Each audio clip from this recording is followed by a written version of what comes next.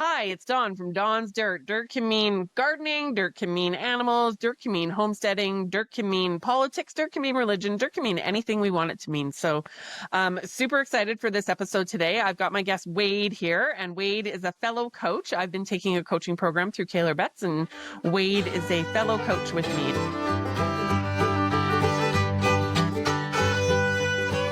So welcome to the show, Wade. Hi, thanks. Thanks, Don, for having me. Perfect. Yeah, so excited to have you here. So let's start off. Can you just tell us in a couple of sentences, like who you are? Like who are you? Like I said, I'm Wade, and I'm with Red Haven Coaching, and going through a coaching program with Kayla Betts or Awake and Winning, and that's how we met. I live in the interior of BC on a family property that we're homesteading with animals and our young family. I have a wife and two kids or two daughters that are 7 and 8.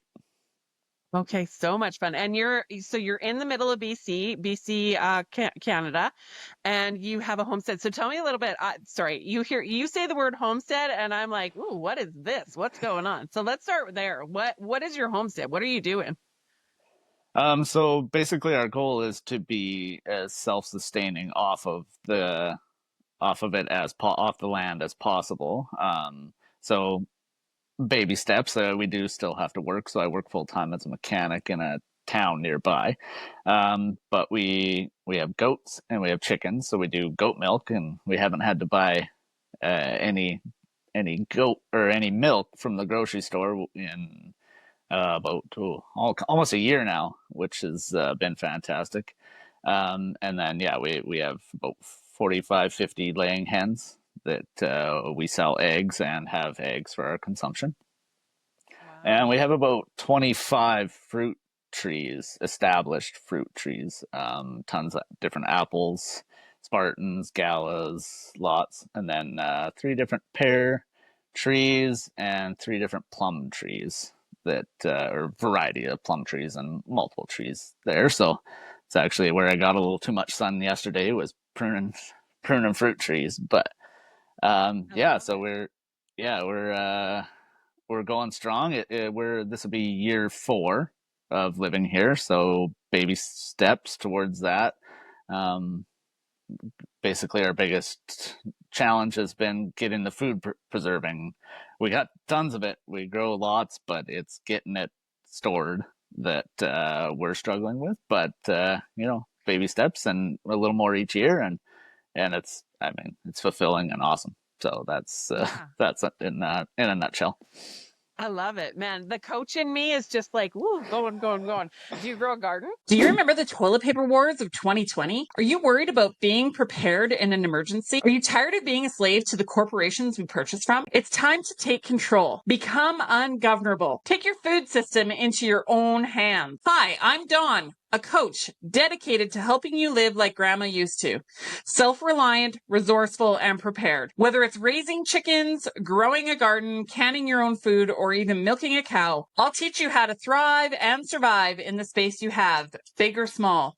We can even potentially make some money off your homestead. Visit Dawn's Dirt today to book your free jumpstart call. Together, as a team, we can get you self-reliant and ungovernable. We, the people, have the power to take back control. Remember, if you give a man a fish, he eats for a day. But if you teach a man to fish, he eats for a lifetime. Let's build a better future and a community, one skill set at a time. Oh, yeah, of course. Yeah, we got huge garden. And we've actually had to downsize what they had. But we started going vertical more than they did, which has been awesome. What do you mean by vertical? So arching and like a old car shelter with fence up, so like our beans grow to 10 feet tall and whatever instead of 4 feet, and then you can actually see in them or get in them and not have to send the kids on the inside to pick the beans. I love it. Now I have to do the like, I'm going to tell you about my beans. My beans when I had my farm were 16 feet tall when I had my former greenhouse. And then my tomatoes, when I was done with them, they were 75 feet long. Like they were crazy.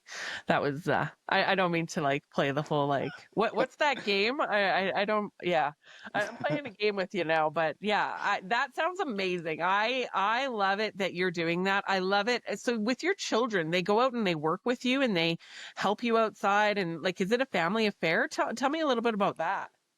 Oh yeah, absolutely. They love it. So they get their own little section. They get about a, I don't know, 5 by 10 section in the garden that's theirs. That we help Yeah. with if they need help. Like they still are just 7 and 8, so they need help. But they're actually, this year has been kind of a turning point. They've been being able to focus a little bit more. They're high energy, so that sometimes bringing them down to being able just to stay in the garden has been tough. But this year it's been they spend a significant more. And but yeah, no, they do everything with us. They do firewood with us. They do, I mean, as much as they can.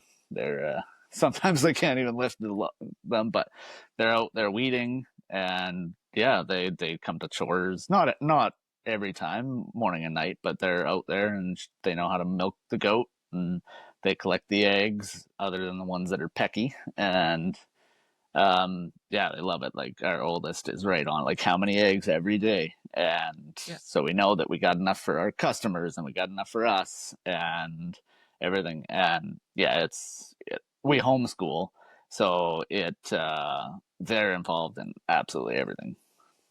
So what an education for them, really, because they're learning business. You said they're 7 and 8 years old.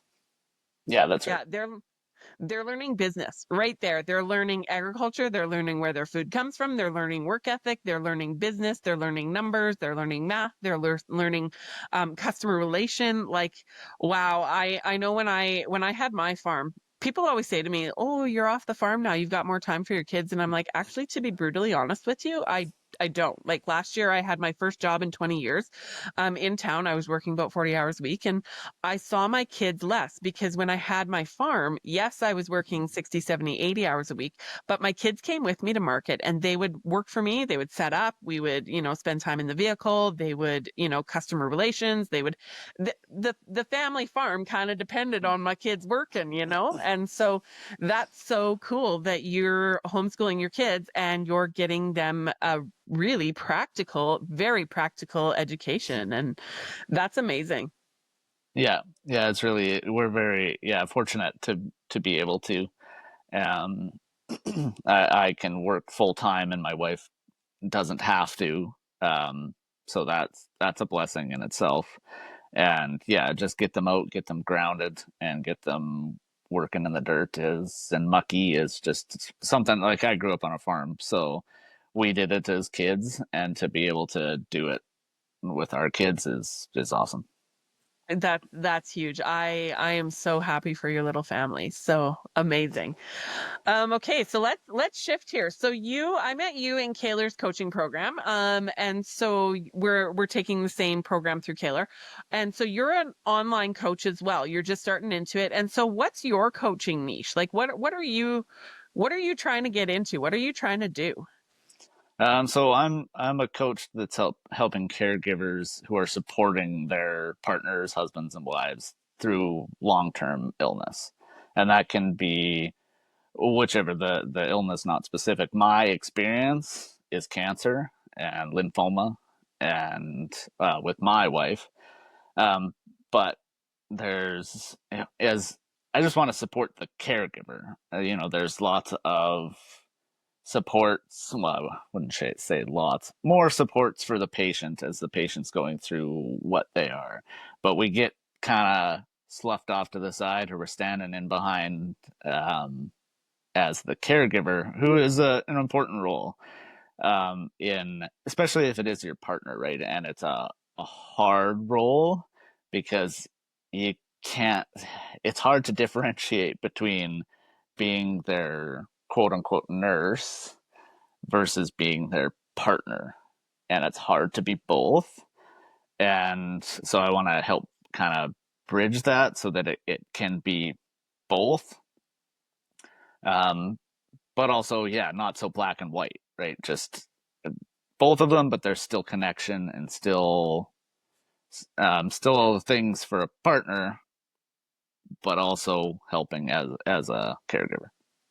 Okay. I love it. And it's yeah, you always think of the patient, but you're right. You don't necessarily think of the person behind the scenes or the person, picking up all the drop balls. And we may or may not get into it, but I understand what it means to pick up drop balls behind someone in a different way. And so yeah, very cool. So tell me about your story. Like what because you're not very old and you've got young kids and I'm sure your wife is not very old. And so tell me about this like whole cancer thing. Like start at the beginning there. What went down? Because wow, that's crazy. Yeah, so I'm 35 now, and this was 7 years ago. So at 20, when we were 28, because we're about 6 months age apart. So we had one daughter, and our second was came to us in right about how this all came up. So she was a month early, our second daughter, and basically it was my wife's body saying it's time.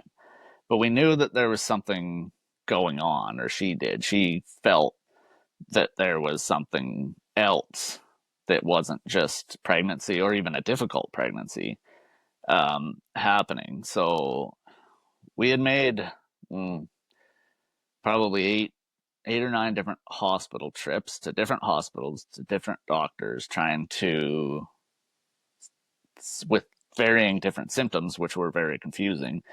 And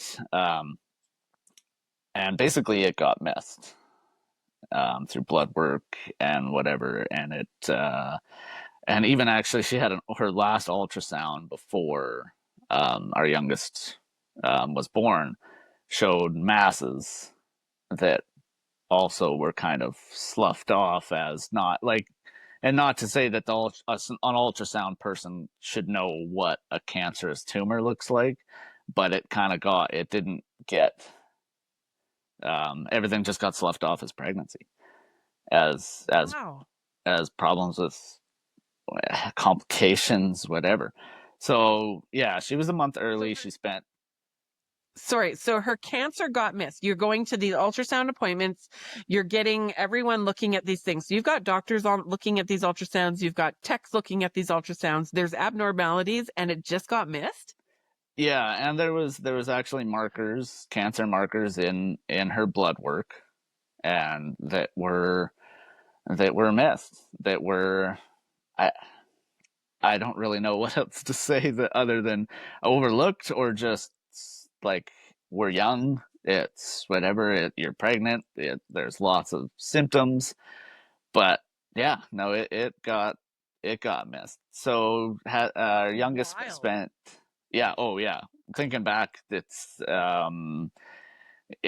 gets my blood boiling a bit. Of course, we're very lucky and fought hard that she's still here, but if not, then there was unfortunately a lot of malpractice things that went through that were just like, they shouldn't have been missed. And we've been told by doctors in hindsight, not the same ones, but like, it shouldn't have been. It really So shouldn't have been. how much faith sorry, I'm just going to ask the question. How much faith does that put you in the healthcare system? Like, whoa, there's blatant things sitting on pieces of paper and documents and blood tests and all the whole things. And you've got people just like missing stuff. Like, how much faith does that put you in the healthcare system? Well, actually, it's not that we don't have faith in it, but it really opened our eyes to that they're human too. We do put nurses and doctors kind of on pedestals, right? That they need to be perfect, and yeah, they miss stuff, and really, we should be angry, right? Because she just about died multiple times because of the fact that they were missed. But that doesn't serve anybody, getting angry over it. Yeah, no, I still get like, I can feel, my blood pressure going up as we talk about it, but that's what I like. This is why I'm doing this, is because we need to remember that they're human. And we need to remember that to ask the dumb questions, or, well, not even remember, but you get into alarm, like you instantly get into alarm mode when you're having these problems and you go into a hospital, you're instantly into it. Whether, unless you have good experience. Unfortunately, we have good experience. So we now, of course, this is now in hindsight because we've been through so much that we've learned to be able to keep calm, talk to a doctor, ask the dumb questions, make them dumb it down, but also make them stop and think about us as not just another patient, but as a human being and an individual.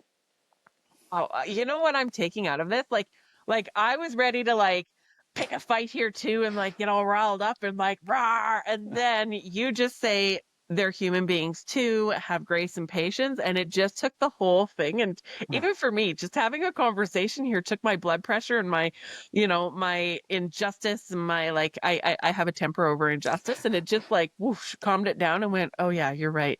And just the grace that you have, like wow, this is some huge lessons right here in grace and patience and the human experience. And wow, like thank you for sharing that. Like, yeah, pretty cool.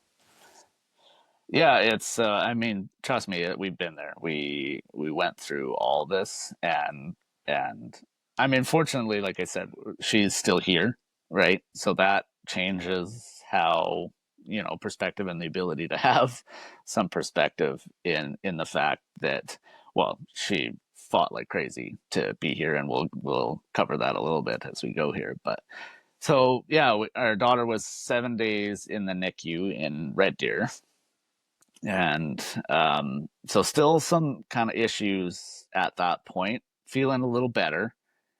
But then we got her home about about January 1st, and then about 12 days after that I had went back to work. My mom was there. She started feeling even worse again. She had a baby doctor appointment, and so she just about didn't make it out of the doctor appointment that day, feeling real crummy, had trouble getting out of bed. Like my mom had to wake her up and kind of push them out the door. And so she went from ambulance, or she went in ambulance from that doctor's appointment to the hospital. Had enough to be able to call me and say like something's really wrong. And so I dropped everything at work. I was probably like, I worked in the oil field, so I was wherever any given day. So I was an hour and a half about by the time I got there. And she's still sitting on the stretcher in the emergency at Red Deer, and at Red Deer Hospital. And she barely recognized who I was. So we're at that point we're what is going on? And at that point, this stuff that we've talked about, not even crossing mind, like just like what's going on? Why is she still on a stretcher? What, like, she is not, like, let's go. So she gets into a bed, I'm in the waiting room, and then so probably 45 minutes later, the doctor comes in, or somebody comes to get me in the waiting room, go into it, and she is no idea who I am, gone, like, and alive, but like not with it at all. And so they have no idea what's going on, because you have pregnancy, you have all this other, or not pregnancy at that point, but recent pregnancy. So they're thinking all this stuff, and so I laid it all out on the table, and blew them away by like dates, organized, like what's happened, what symptoms she's had, how she's had, and 8 hospital visits, what we went there for, all this stuff just plucked from memory, because this is what's important, is that they know when you get into this situation, hopefully you never have to, but when you do, you need to know what's going on and what's been happening and when, and what the treatments were, symptoms, everything. So basically, she got admitted into the ICU and put into a medically induced coma, basically to save her life, because at that point they didn't know what was going on. And Okay. So okay, so let's just get this straight. So she has a baby early, you get out of the hospital, so baby's at home out of the mm, NIC unit. She's not feeling good. Your mom brings her to an appointment. She ends up in the hospital, not knowing who you are, ends up in a coma. And so you are left, you're the husband, you're the father, and you have this 7-day-old baby, and you're trying to work away up north in the oil patch, like, wow, all of it just fell on you. Like you're the guy that has to pick up all of the balls. Like how'd you do that? well, fortunately, we had good family support that I could rely on the kids being looked after, um, and that's another story. But that they're going to be healthy and looked after at home, and then so that allowed me to go mostly all in. Difficultly, like how do you? One thing that I still struggle 7 days later was having to make the decision of picking where to be. Was it picking to be Okay. because I didn't leave I spent every night with my wife every day for 7 months straight in hospital, everything, and having to choose. It just the having to choose is hard enough, much less which one you choose and if you choose right or wrong at where you need to put your efforts. So fortunately, the kids were good. Yeah, it's a newborn, and there's lots of newborns. That's their most crucial time. But at this point, we didn't have a choice. And So you did what you had to do for your family, and honestly, I just welled up with tears, because my story is very different than your story, but I just welled up with the tears just hearing you say I sat beside my wife's bed for months on end and just was there for her. Like that is taking that vow to yeah, wow. You looked after her and you cared for her and you manned up and you did what you had to do, and like that, honestly, that's very, very, very impressive. Yeah. So that's just my opinion, unsolicited opinion, but yeah, pretty cool. It shows your yeah, character. yeah, yeah. Thank you. I mean, you said it in sickness and health, and that's what it came down to. And yeah, of course, if we didn't have anybody to keep the kids, things might have, had unfortunately been different. But we were lucky enough that we did, and that gave me the capacity to be there, and so I was all in. And there was a lot of down days, but we like I would never have changed that decision ever. It's just Okay. no regrets on Okay. that choice. But So, okay, so she's in the hospital for 7 months.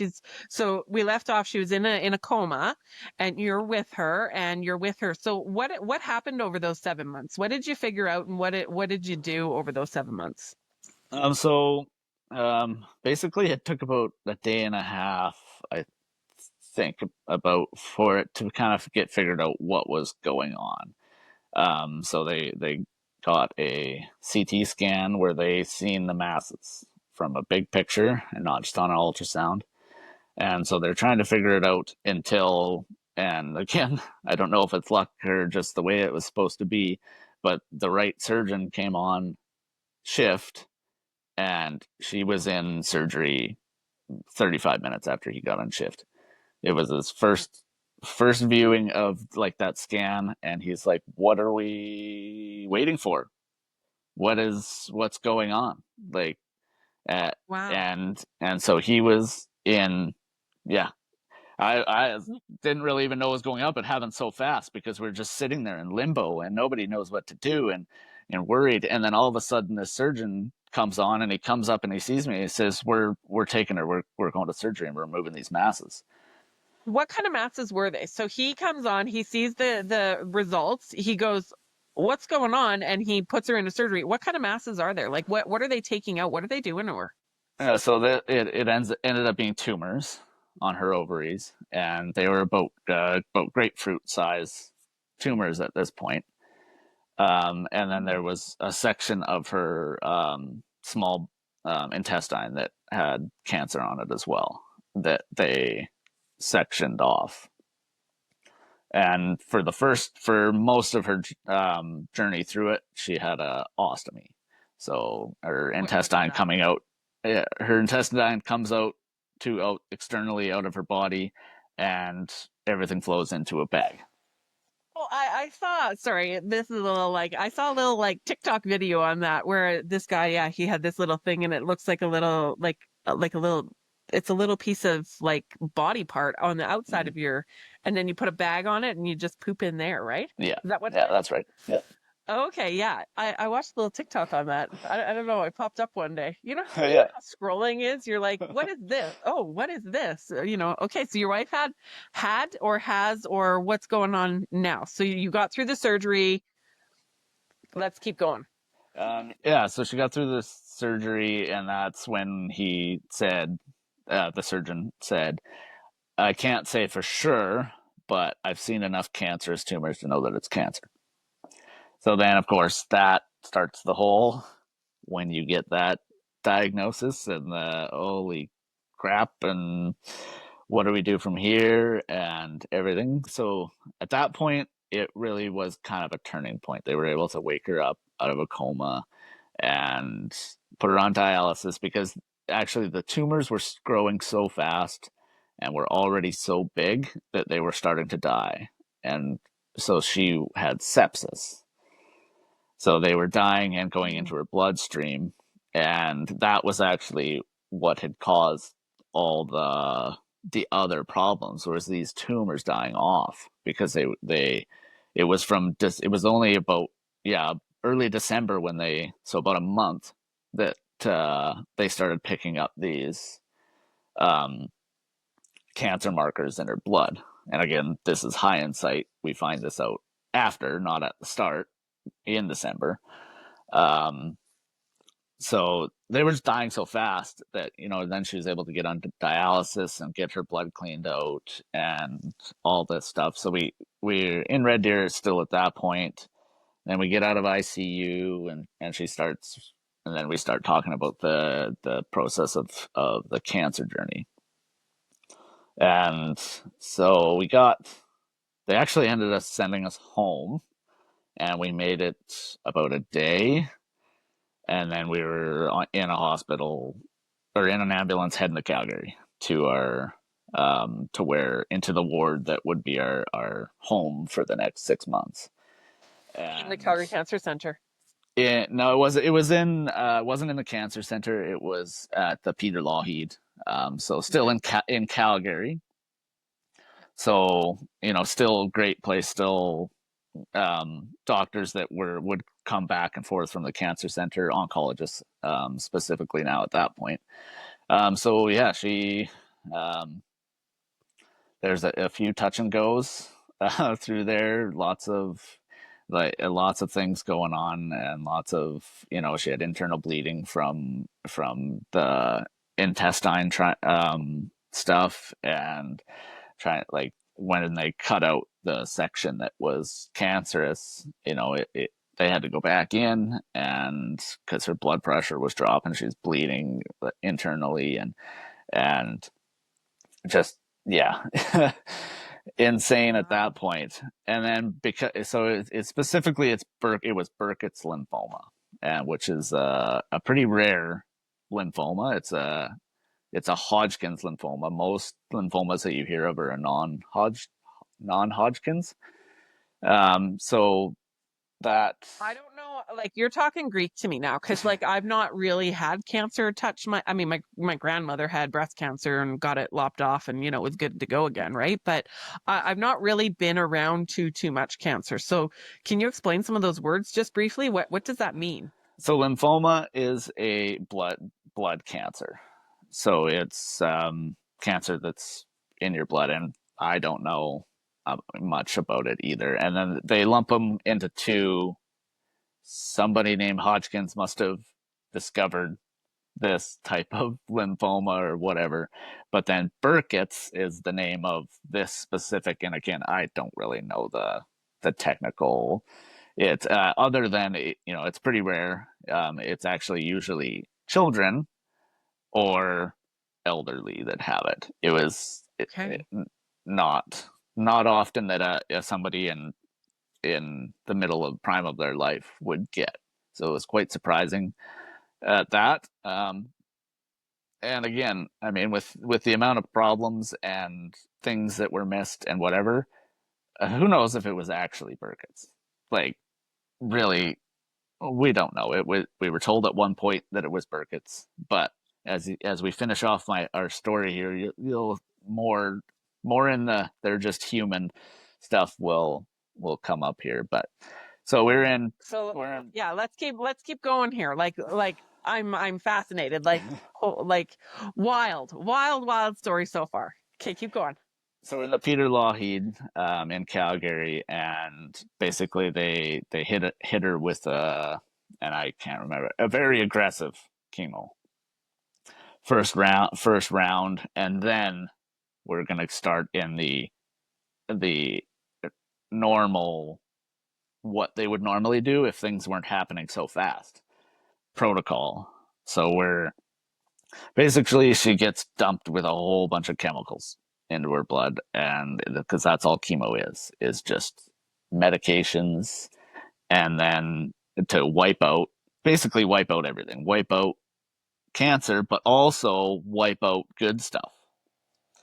Right. So I just have to ask this question because we were chatting about homesteading. We are in Kaler's program. We both wear a bit of a tinfoil hat.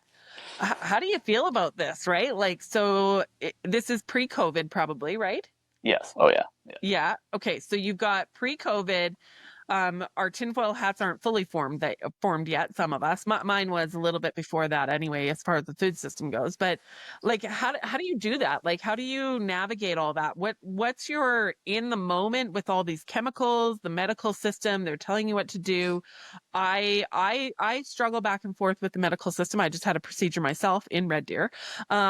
And so like, yeah, it's the trust and the, back and forth and the money behind the drugs. And so how do you navigate that? What's your thoughts on that? Just real quick here.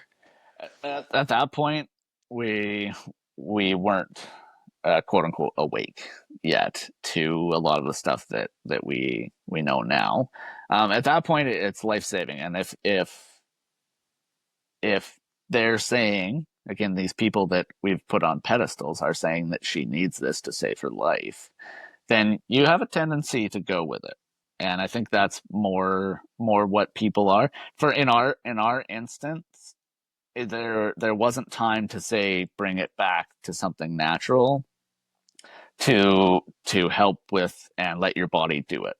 There wasn't time because the tumors were growing so fast, and like there was no way to not have medical intervention. Okay, and I really actually appreciate you hearing this because I feel like in the tinfoil hat world, we're all like put in this like one big box that no, we're going to say no to all of it or whatever. So even hindsight, like even, we're however many years later, even with what you know now with the tinfoil hat stuff, even with what you knew then, it was the right decision is what I'm hearing you say, that these medical things are sometimes just the right thing to do no matter what. Am I hearing you say that correctly? Yes and no. Okay. So we would have been able to, now in the stuff that we know back in December, we would have been able to have the confidence to push back on them to say, no, something like, we don't believe that you're looking at everything. You're missing something. Right? Because now we've brought them back down off a pedestal, and we've remembered that they're human. And so that we can have a human conversation. Yeah, they can try and talk above, but you have to force them to come back down to your level and what you understand. So yes and no. In hindsight, her cancer got taken care of with that first surgery. And then so chemo was basically a cleanup. And so at that point, had we known that most of her cancer was out of her body, and then this like the sepsis was out from blood from cleaning out her blood. I forget the dialysis. Right, dialysis. Yeah. So had we known, and if we were in this if we were here 7 years later, and we know what we know now, at that point, we may have been able to take it naturally through diet, through whatever, well, all the other stuff that we know now. But at that point, they were saying she needs it to save her life. So what else do? You have 2 small children at home. Are you taking it into your own hands when 10 days ago she's on her deathbed, and where is she now, and who was the ones that put her there? Well, doctors and surgeons. They saved her life. So then you move on to the next doctor, but you still have an innate trust that they're doing things right. And most of them, they believe they are doing things right. They know their knowledge and their experience. So if they've seen, and of course, they don't see the aftermath of chemo as much. So they don't see that it was actually chemo was harder on her body after the initial surgery than the cancer was. Okay, interesting. So, yeah. What I'm taking from this too is from this whole conversation, because you keep bringing it back to they're only human. I had a conversation with a doctor here, maybe a month ago. I know a doctor, we're kind of friends and whatever. And so we were having this conversation, and, it's just so tough right now in society because you have the doctors who have the education, and really, like, without their education and without them being doctors, like, yes, there was mistakes, and yes, there was the human part of it, but I mean, you don't know how to go in and take the ovaries out, right? Like, I don't know how to do that. Like, they're trained. And so I just appreciate the fact that they're only human. They're doing what they're trained in. They're doing what they've been taught. They're doing the best they can, really, probably in many cases. I don't think the doctor's out to hurt you. Like, I think that even goes against their oath, right? And so I really appreciate the part that I appreciate the most about this whole conversation too is just how you just bring it back to the human element. And even with all the tinfoil hat and stuff, like, it's just really cool to just bring it back to another human being and just that human connection. And even in your conversations as you're talking, saying like, we had to talk to the doctors and bring them back down to just face to face. I'm a person, you're a person. Let's just level with each other on a human connection and on a human element. Like, that's fascinating. So I feel like if anything, there's a takeaway from this podcast. Wow. Like, that's it, is like, let's stop pointing fingers and being dicks. Let's just, start to realize that there's a person with a heartbeat and, a decent person on the other side of that. So I that's a little rabbit trail, and that's where my brain went, but yeah, keep going with your story. To that point, like, they are educated and they go to classes that are designed by somebody else. So if you want to be a doctor as a kid and that's everything you want to be, what's the reason? Well, I want to help people. Yeah. Right? So then that doesn't change. That's what they're there for. They went through the schooling. I don't think it's their failures. I think it's their schooling failures that they haven't realized or connected that the mind, the body, nutrition, everything, all that stuff hasn't been connected. It goes straight to medical and chemical intervention now in the way that, and that's not the doctor's fault. That's not the oncologist's fault. That's not your pediatrician's fault. Yeah, they can, get where we at. They can put their tinfoil hat on some and learn and whatever and get there. But question. Yes, question. Yeah. I think it'd be good if they questioned.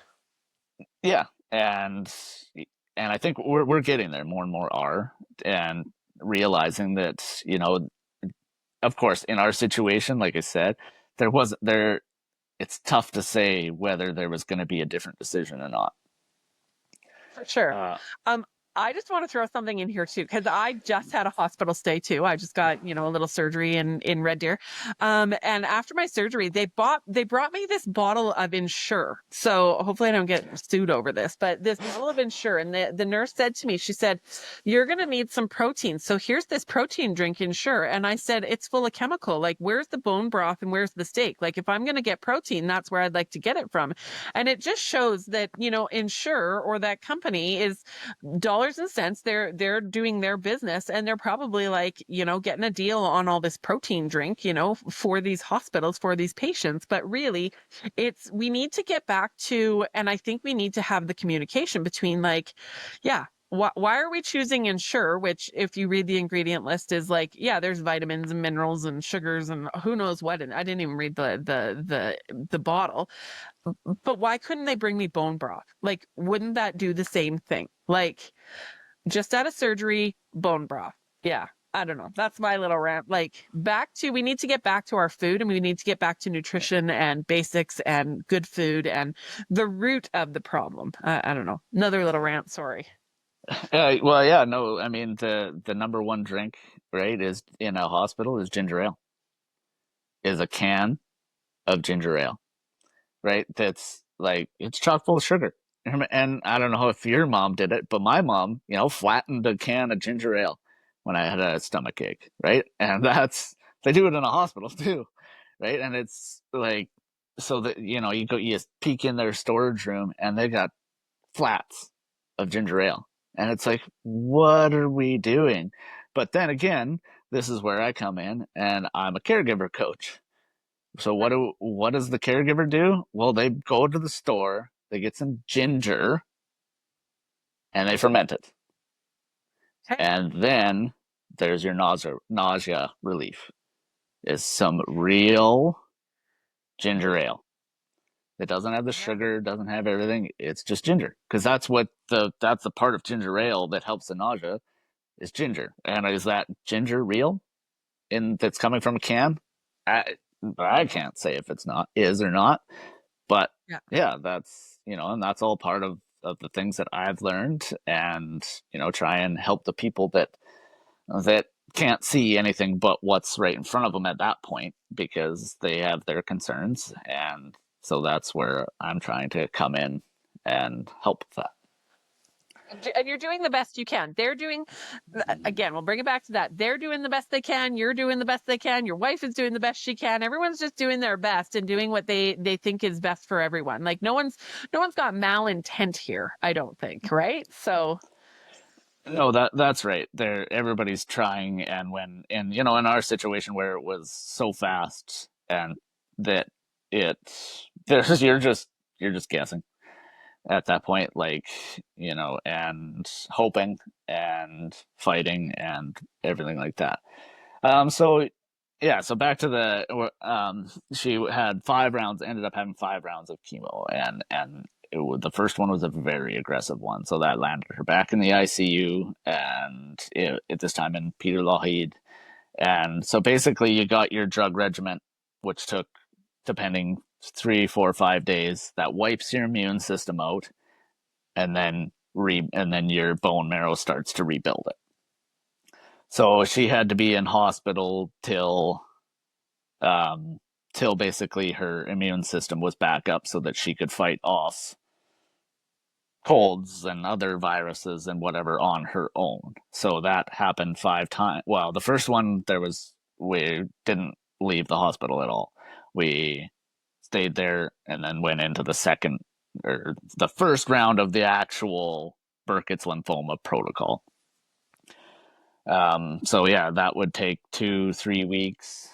So we had a couple days at home in between one of the 4, I think, and then we just chose to stay and just get it done. So that took about 6 months all said and done. We were home at mid to end June. okay. But so what we found out in April at that time, while we're in the mid, was when she had a CT scan in February, she was clear. she had no cancer in the middle of February. We didn't get told, and we didn't find out until April. So let's wrap our head around that one. Yeah. So your tests come back, you have no cancer. Okay, you're in the clear, you have no cancer, like yay, we beat it, we got through it. And you're still going for chemo and all these things you got done in June? Like, yeah, that's right. So basically what we think they were thinking and not telling us is that we would leave and that we wouldn't finish the chemo protocol. so what would the benefit be? Like, what's their rationale? Because I could see that. I could see that of myself. You know, I've thought different things. You know, I've not been faced with cancer, so you get real brave when you've not been faced with the C word. But, so I don't know. But yeah, I could see that. You know, you're clear, you're free, you've got a baby at home, you've got life going on, you're young. I could see that you'd probably just want to go home, right? So what do you think the rationale? Why? What do you think, in your opinion, in your, you know, your glasses looking into this situation? What's that about? Well, I think it's to make sure that it doesn't come back. I guess I haven't quite wrapped my head around it being just a precautionary to you know, you have the protocol and this is what we do and we do it from start to finish. And so the one things that hospitals and medical people have a hard time connecting life-saving health and health. And the chemo was the hardest thing she did, right? Like, she fought for her life and there was medical intervention and there was surgery, but she was in a coma at that point, right? So the hardest thing she did was have chemo, and the side effects and the body side effects that still 7 years later are like the short-term memory loss. She calls it chemo hands, like just hands that get sore because that, like, this chemo's into everything. It wipes you clean. It's like wiping a hard drive on a computer clean for a fresh start. And so, yeah, had we known that it was going to be as bad as it is, we'd at least ask some questions. But it was 2 months after a clean scan that we found out about a clean scan. And you can blame it on, you know, we had 5 different doctors and they do different cycles. And then finally one happened to mention that it was clean, and then flabbergasted that we didn't know. And it could be anything. It could be the fact that the hospital gets paid $100,000 per chemo patient that completes. It could be money. It could have been the rotation of doctors and each one thought the other one was going to. It could have been, well, it doesn't matter. You need to stay anyways to finish the protocol. Whether that has validity or not, I don't know. Yeah. And so I guess what I'm hearing from all that too is, you know, like, I just feel like, and through COVID, you know, because we've had the 2020 and all of that, I just feel like through your story and hearing all of it is, I think as society, as people, human beings, left, right, up, down, I don't care where you fall, jab, not jab, whatever. I just feel like we, as the human beings in our communities, rubbing shoulders with one another, I just feel like maybe all of us should just take a step back and just start having more conversations and questions. I just feel like if we're going to take anything away from it, it's just have more heart-to-heart human connection conversations about different things, and entertaining different options, you know, bone broth versus, you know, like chemo, you know, you know, it's not going to hurt to just question. And I think that's what we need to do now and I think that's what 2020 did, is it just has opened up the door for people to question. is this the right decision? And again, there's no malintent in anyone. I don't think, from what I'm hearing you, I don't think anyone maliciously said, like, we're going to do this to your wife because, we're going to get her. Like, that's not the case. Like, they're just doing what they feel is best for your wife. You're doing what you feel is best for your wife. She's, well, in a coma and has no choice at that point. But, like, I just, yeah, wow. What a wild, wild story. So let's finish it off here. Where are you at now? Well, we'll be coming up on 7 years out post chemo, but we've crossed the threshold of 7 years in remission, and there's been no signs. No, everything it generally has been uphill. There's still side effects, everything, but that was kind of our awakening a little bit too. The start of it, COVID kind of pushed us across the awakened line there. So that got us kind of like, okay, try and find root cause, try and find whatever, but start the diet, get to whole foods, grow as much as you can, find a local farmer where you've seen the cow that you're eating and whatever, right? Like, we raise our own meat birds now. My wife can't eat red meat yet because she had too many blood transfusions and her red meat spikes her iron.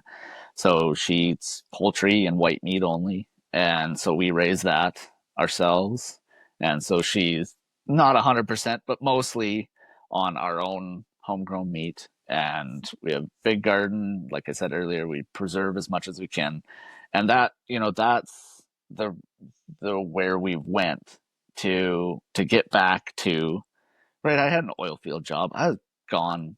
Like, I was home every night, but not like she had, busy kids, whatever. You get into this, whether it was diet that caused it or not, we don't know for sure, but that's what we can control, is that what we've put in, and just minimalizing chemicals, right? Like clean shampoo, clean body wash, like, when there's less than 5 ingredients in something, and you can say the name of most, like, that's the start. That's the easy things to do. Your body can handle a lot of stuff. I've seen it. Like, I've seen it in my wife's body handle the shit. Well, right. Obviously, your body can handle. Like, she's like a miracle, really. Like, yeah, Absolutely. Yeah. Yeah. So keep the chemicals down to a minimum, and control what you can by, where your food is coming from. Like I said, body wash, detergent, toothpaste. Keep the chemicals and the junk out of there as much as you can, and that really gives your body a fighting chance to be able to cover the rest, right? Because there's, in this day and age, everything, like, they still think plastic is safe for food storage and all this stuff too, right? Like, it's not. We're not there yet. So you need to minimize as much as you can, so that when your body can handle the rest, for most part, if you give it the right environment.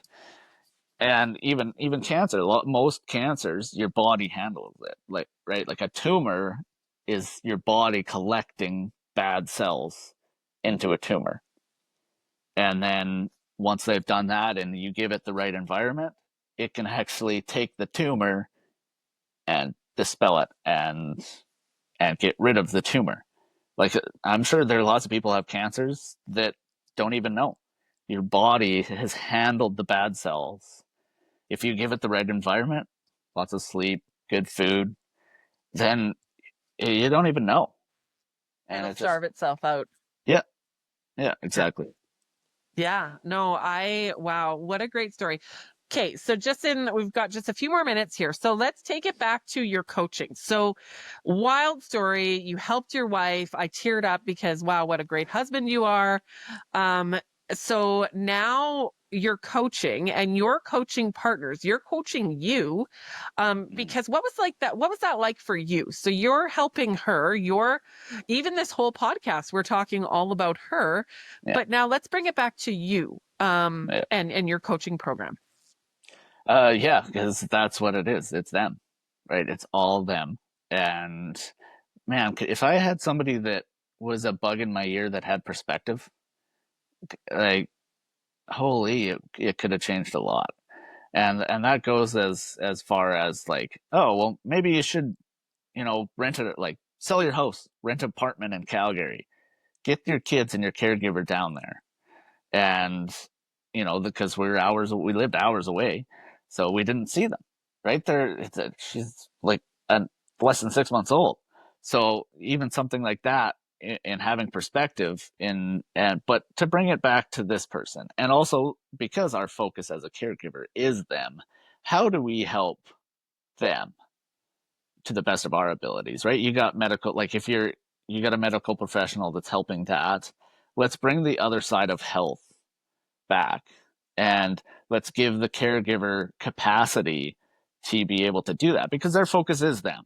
And it's really hard to get a caregiver's focus back to themselves, because, well, you don't see it. Your focus is on them.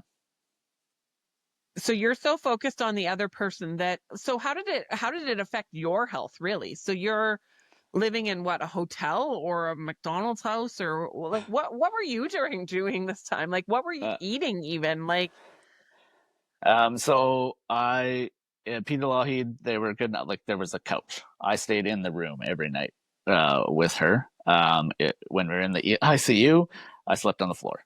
I was there every possible minute. Like eventually, as she got better enough to, I was able to go for walks. There was a Tim Hortons across the street, a mall across the street. So I was fortunate. A nurse gave me a little hint to, just eat her food. She's not going to eat it. You get your menu every morning, times to it, so that it's enough food for you. So I eventually got into, I was eating her food, because in chemo, you're not eating. Like, it's the food is the last thing on your mind. Yeah, you're so nauseated, so whatever. So I ate her food. But yeah, there was a few days where I'm wrapped around the toilet, because all I ate for the past 5 days was A&W and KFC, because that was the only option. And then I spent days puking it all back up.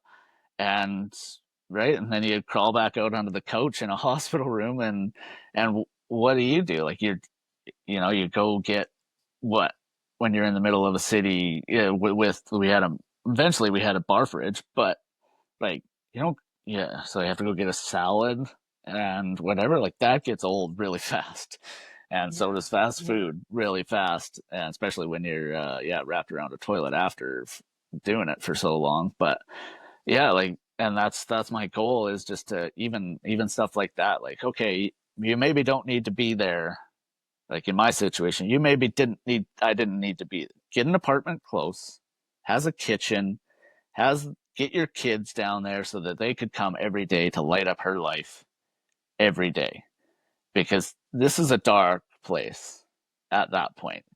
You have no idea what's going on. Like, we didn't know she was in remission in February, and we're doing it for 3 more months. It's dark there. And so what does your children do? They light your life up.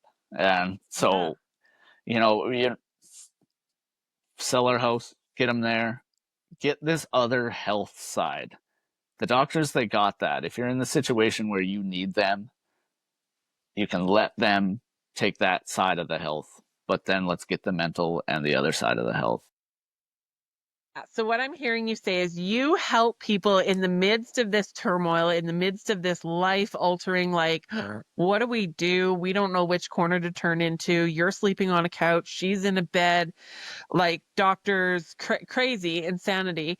And you're there to help the family, but also help the person with the caregiving, and help with some clarity in, questioning a few things and making different decisions, and taking your experience and helping others through to make the best decisions for their situation. So that's what I'm hearing you say? Yeah, in a nutshell, yeah. Yeah, that's exactly it. Yeah. Amazing. That's so cool. I mean, I'm doing that with homesteading. I'm helping people make the most of their homestead. I've made piles of mistakes farming and, in agriculture and growing vegetables and having chickens and sheep and blah, blah, blah, blah.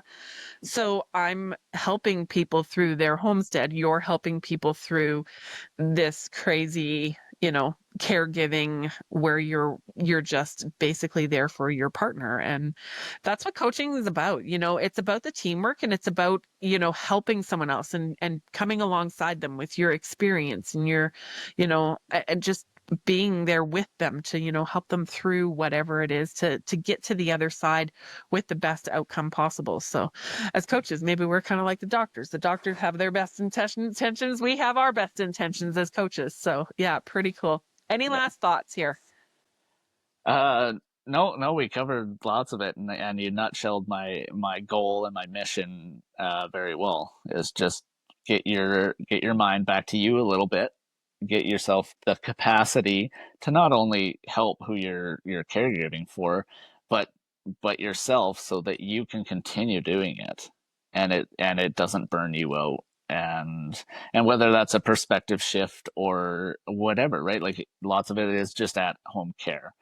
So, it might not be as extreme as mine and as fast as mine, but there's ways, and we'll find them, and we'll make it so that you can be good for your partner. Because the better you are, the more you have capacity to take from your cup and give to them. And so if your cup is completely empty, then yeah, there's nothing left to give. Yeah. You can't fill their cup with your empty cup. No. That gets into a little of my story, but we're not going to get into that right now. Okay. Thank you so much for being on the show today. Fascinating conversation, fascinating story. Where can people find you? So I'm on Instagram, Facebook, and TikTok at Red Haven Coaching. Okay. And so that's the same through all of them. And yeah, and there you can find my story a little bit more. And I mean, we covered it pretty well, but just my mission to help everybody that hopefully isn't going to be in as bad a situation as I was for those. Yeah. Okay. Amazing. Well, thank you so much for being here today. And really appreciate your time. Fascinating story. And I just love the measure of grace around all of it. That's just, I was ready to fight, and you just brought it back down to grace. And I was like, oof, Dawn, you needed a little measure of that too. So love it. Yeah. Thank you for having me. It was great.